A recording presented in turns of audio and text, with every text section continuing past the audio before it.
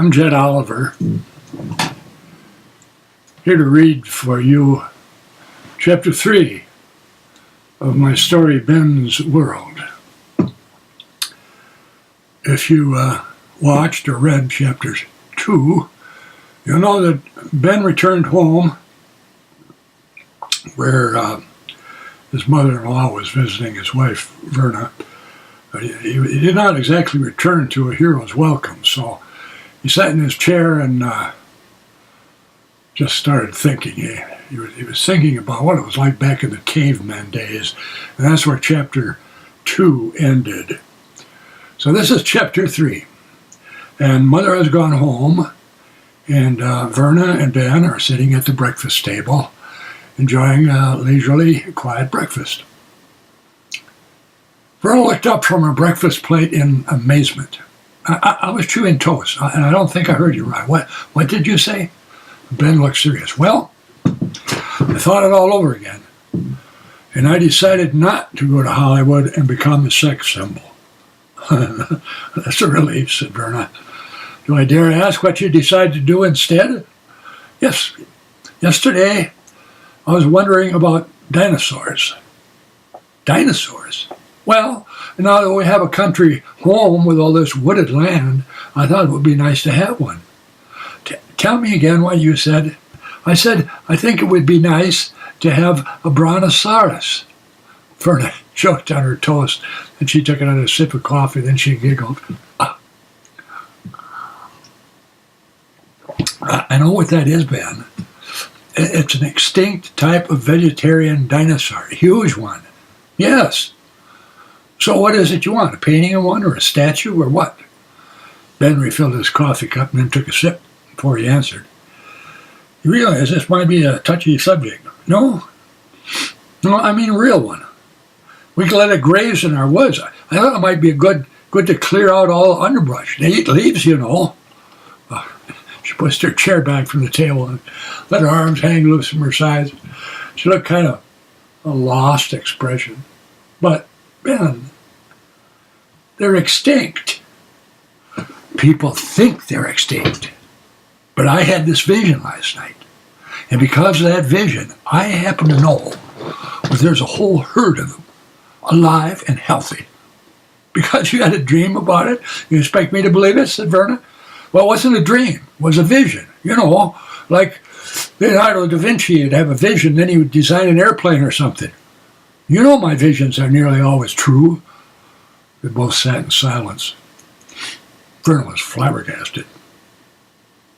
I figure we could make a great contribution to science with this discovery, said Ben. You had a vision of a herd of them, said Verna. Alive and healthy. Alive and healthy. Yes, uncorrupted by modern society. And where would this herd of healthy, uncorrupted brontosaurus be, she asked. New Jersey. Have you overdosed on medication? New Jersey is completely full of people and big buildings and highways and airports and... She ran out of words. Not this part of New Jersey. So why haven't we heard about it? Because it's undiscovered and unexplored. Well, never mind. I give up. I can tell it's going to be one of those days. She began clearing the dishes off the table. Ben drummed his fingers on the table. Some people just have a closed mind, he thought. Okay, if we were to go to New Jersey, how would we get there? Verna was growing impatient. Is that a real question? Of course, she sighed. Car, maybe bus. Ha, he exclaimed. In other words, we'd take the freeway. Of course, Verna snorted. Well, that's just it, honey. Now you're trying to sweet talk me into believing this. Okay, Verna, of course. You are right. Nobody ever discovers undiscovered territory on a freeway or even on a side road. So how would a person discover this previously undiscovered part of New Jersey? Well, do you really want to hear this, or are you just humoring me? Yes, she said, sitting at the table again. Verna could be very patient and understanding when her mother wasn't around, sometimes. All right, First, we turn off the freeway at the first opportunity. Well, then we'd probably be on the state road. She put her elbow on the table and she supported her chin with her hand. We turn off the state road. Now, where would we be? County road. But we'll turn off that at the first opportunity. Should I be drawing a map of this? Asked Verna. No, don't bother. We must turn off the county road. I think I'm beginning to see a pattern, said Verna. Now, can you guess where we'd be? Township road? Exactly. Now what? Well, we have to search for an unmarked intersection with a dirt road. Oh, I can picture that now. It's probably all muddy with ruts. That's the spirit, Verna. Now you're with me. We turn up this muddy, rutty road. The car bounces, it jerks, it splashes mud. And then maybe we pass an old, deserted farmhouse. The barn roof is caved in. Do we stop there? No. The muddy road ends, but we spot faint tracks heading toward a huge forest. Faint tracks? I imagine they're barely visible. Long grass growing up between the tracks. Would we be there then? You could tell she was becoming impatient. Not yet. We'd follow the faint tracks toward what appears to be a huge forest. Now would we be there? Well, we'd be getting close. The faint tracks disappear. We'd be driving on rough, unmarked terrain, all tall grass and high weeds, tall enough for a saber-toothed tiger to hide in. Are there tigers there? She asked. Oh, I don't know. Well, it sounds like an awfully bumpy and dangerous place to drive. Well, yes, it is. But now, we've reached the huge forest, and we can drive no further. What now? Asked Verna. We park the car under a big tree, maybe, and we get out. Should we lock the car? No. Where we would be right now, no human being has ever stood before. This is completely undiscovered territory. Well, you make it sound like some kind of an honor. It is. And there are no trespassing signs? Of course not. You know, here, I don't think humans have even evolved yet. Verna looked at Ben with a sort of wonder in her eyes. What next? Into the forest, he said. And we began walking. Some of the areas will be really tough going because of heavy underbrush. I have to remember to bring a machete next time. Then I picture us arriving at a beautiful open grassy glade. We would sit down to rest. Tell me again, said Verna, what we're looking for? Brontosaurus, he replied. We might hear heavy crashing sounds moving near, like something huge moving through the forest, crushing underbrush and small trees. We might hear the lonesome call of the Brontosaurus. Lonesome call? Yes, Verna gasped. Do we have to be afraid of it? I'm not sure, he replied, but I don't think so. You don't think so?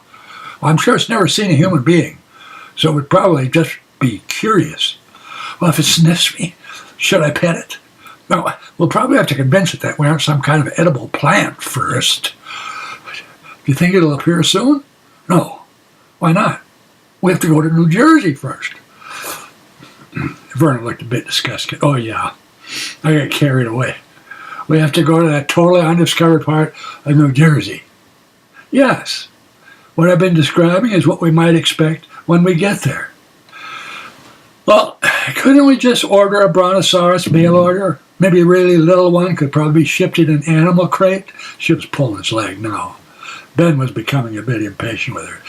Verna, not to repeat myself, but the area this Brontosaurus herd lives in is completely undiscovered and unexplored. In New Jersey. Yes. They sat in silence for a few minutes. The topic didn't exactly encourage small talk. I figure we can rent a double horse trailer. Then if we can find a small one, it should fit. For the ride back? Yes. A small double horse trailer, she asked.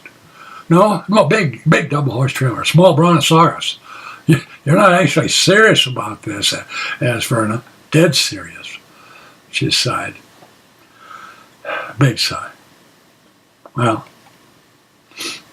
I did marry you for better or worse. I'm glad you remembered that, Verna. And we probably are due for a vacation. And that's the end of chapter 3. To be continued. In the meantime, if you'd like to read something I've written that's been printed, put on market, look up Jed Oliver on Amazon.com and you'll find my books there. If you enjoyed this chapter, you'll probably enjoy those books. And I hope you did enjoy it. Thank you very much for watching.